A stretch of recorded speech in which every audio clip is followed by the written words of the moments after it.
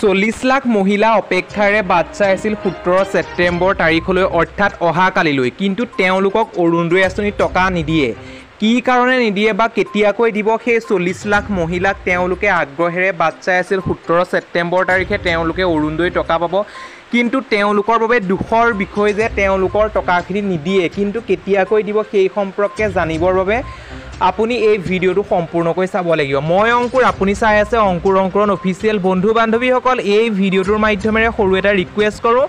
যদি আপুনি আমাৰ ইউটিউব চেনেলটোত প্ৰথমবাৰৰ বাবে ভিজিট কৰিছে তেন্তে আমাৰ ইউটিউব চেনেলটোৰ নিয়মীয়া ভিডিওসমূহ লাভ কৰিবৰ বাবে আমাৰ ইউটিউব চেনেলটো সাবস্ক্ৰাইব কৰাৰ বাবে কাষতে থকা বেল বটনটো প্ৰেছ কৰি অল অপচনটো ক্লিক কৰিবলৈ নাপাহৰিব তেতিয়াহে আগন্তুক আহিবলগীয়া প্ৰত্যেকখিনি ভিডিও আপুনি প্ৰথমে লাভ কৰিব আহক তেন্তে আমি অলপ পলম নকৰি ভিডিওটোৰ ফালে আগবাঢ়ো এতিয়া আপোনালোকে গম পায় যে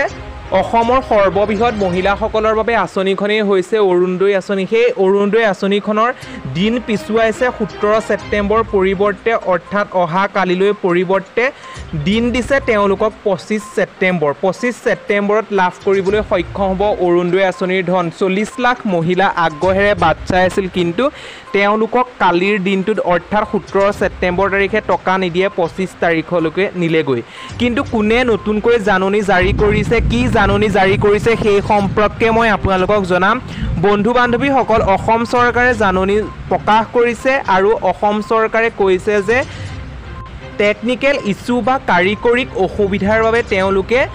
17 ছেপ্টেম্বৰ তাৰিখটো দিব নোৱাৰিব তেওঁলোকে 25 ছেপ্টেম্বৰলৈ সেইভাবে নিয়া হৈছে আপোনালোকে নিশ্চয় গম পাইছে আকৌ কৈছো টেকনিক্যাল ইস্যু বা কাৰিকৰিক অসুবিধাৰ বাবে অৰুণোদয় আঁচনিৰ ধন 17 তাৰিখে দিব নোৱাৰে তেওঁলোকে 25 তাৰিখলৈ নিছে যিসকল বন্ধু বান্ধৱী অতি আগ্ৰহেৰে বা অৰুণোদয় আঁচনি হিতাধিকাৰীসকলে আগ্ৰহেৰে বাচ্চা আছিল তেওঁলোকে 17 ছেপ্টেম্বৰ তাৰিখে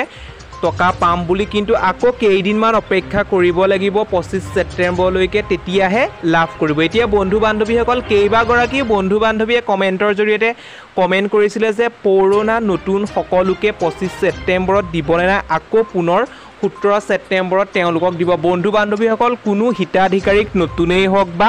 আগৰ পুৰণা হিতাধিকাৰীয়ে হওক সকলোকে 25 ছেপ্টেম্বৰতহে দিব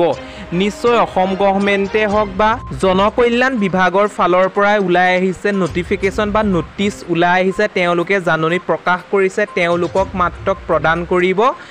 কি কাৰণে প্ৰদান কৰিব 25 তাৰিখে মই আপোনালোকক কৈছোৱে যে বৰ্তমান 17 ছেপ্টেম্বৰত প্ৰদান কৰিব নোৱাৰে কাৰিকৰিক অসুবিধাৰ বাবে বা টেকনিক্যাল অসুবিধাৰ বাবে সেইভাবে আপোনালোকক 25 তাৰিখলৈ লৈ গল 25 তাৰিখলৈকে আপোনালোকে আগ্ৰহেৰে বাট চাব লাগিব